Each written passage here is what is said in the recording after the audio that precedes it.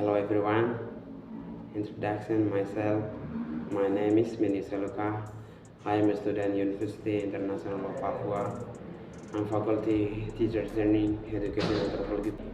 Halo, saya akan menjelaskan tentang pemilihan di Papua, yaitu pemilihan di Papua sangat diskriminalisasi karena tidak sesuai dengan undang-undang yang paparkan di MK atau di KPK atau di pusat, sehingga pemerintah Papua harus sadar dan ambil konsekuensinya, karena pemilihan-pemilihan yang terjadi di mana-mana itu banyak yang akan konflik terjadi. Akhirnya pemerintah harus buka mata dan pemerintah harus ambil konsekuensinya dan melaksanakan dengan secara universal, karena setiap pemilu atau legislatif yang mencantumkan setiap tahun melaksanakan itu tidak sesuai dengan pendapat rakyat atau pendapat masyarakat secara lingkungan maupun masyarakat sosial. Akhirnya banyak yang konflik terjadi karena pemerintah tidak menjalankan dengan penanggung jawab yang tidak secara universal, karena di Papua ini banyak yang terjadi gara-gara suara dan pemilihan. Akhirnya Papua sangat tidak etika secara kasar. Pemerintah tidak melihat secara universal, tapi mereka mengejar dengan public speaking saja dan tidak menjalankan dengan argumen-argumen yang sedang dipaparkan di pusat. Jadi pemerintah harus kedepannya harus lebih baik lagi, dan kami dari rakyat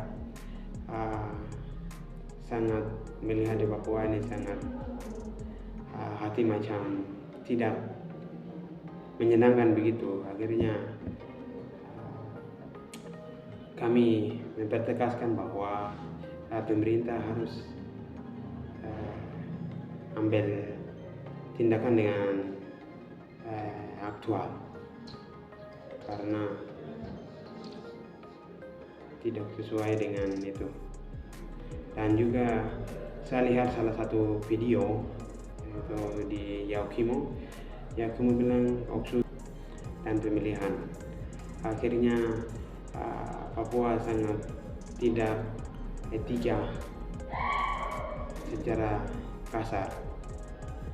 Pemerintah tidak melihat secara universal, tapi mereka mengejar dengan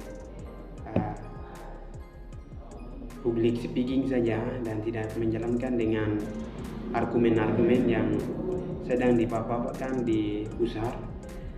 Jadi pemerintah harus kedepannya harus lebih baik lagi. Pada saat mau caleg bupati atau gubernur, mereka caleg kapok dengan Dedimus. Mereka bilang kalau saya jadi Dedimus bilang kalau saya jadi presiden bupati atau gubernur, saya akan membangunkan pendidikan. Tapi sekarang ini kenyataannya tidak ada. Jangan mempermainkan seperti itu. Tapi pemerintah harus buka mata dan pemerintah harus menjaga untuk undang-undang yang paparkan 5 sila itu. Jangan kita lihat kalau di Papua ini macam pemerintah mempermainkan, tidak tahu apa-apa begitu. Jadi kami selagi rakyat mempertegaskan bahwa pemerintah harus ambil konsekuensinya dan melaksanakan dengan secara real, karena 2019 saya lihat di Papua pemilihan di Jayapura tidak menjalankan dengan pemerintah, tapi mereka ceblos ke TNI Polri yang melaksanakan. Apakah undang-undang mencatat bahwa seperti itukah, atau tentara harus mereka punya tugas atau penanggung jawab untuk menjaga negara atau mempermainkan ceplos-ceplos itu? Pemerintah tidak ada kan? Seperti ini yang terjadi di Papua dan juga di kampung-kampung yang selalu membawa bau suluh atau dan lain-lain yang setiap tahun yang turun di lapangan, setiap suku itu selalu terjadi kerusuhan atau baku perang gara-gara suara. Akhirnya pemerintah kan mereka ambil dari data-data di kota saja, mereka tidak paparkan ke kampung, tapi mereka ambil dari nilai atau suaranya itu di kota saja baru mereka ambil. Akhirnya begitu kerusuhan terjadi atau konflik terjadi. Akhirnya pemerintah jangan begitu, tapi pemerintah harus feedback dan pemerintah harus melakukan dengan baik dan benar. Pemerintah harus melaksanakan